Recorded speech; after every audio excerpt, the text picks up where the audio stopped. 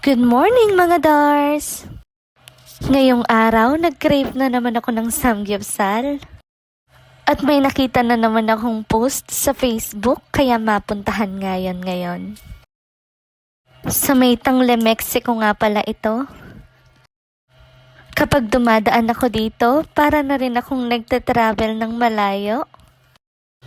Ang ganda kasi pagmasdan ng bundok ng Arayat dito. Natutuwa talaga akong pagmasdan ito.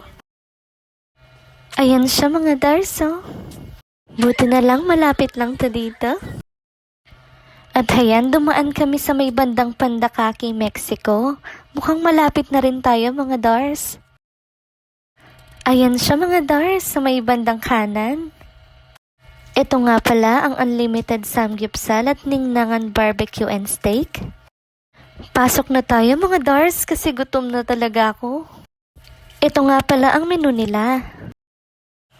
Tapos na nga pala akong nag-order. At saka, ito nakikita mo na binabarbecue talaga nila.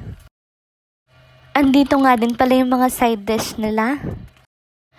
Ilang sandali lang, andyan na rin si kuya na nagsaserve sa amin. At naglalaway na naman ako ngayon. Parang gusto ko na naman ng samgyupsal. Ang sarap kasi talaga nito. Masarap din naman yung mga side dishes nila. Tapos may cheese na rin palang kasama to, tsaka corn. Meron silang kimchi, japchae, chicken, banana syrup. Ano pa kasi yung isa? Fish cake nga pala. At meron pa palang steak. O siya mga Dars, gutom na ako, kakain muna ako. Bye-bye!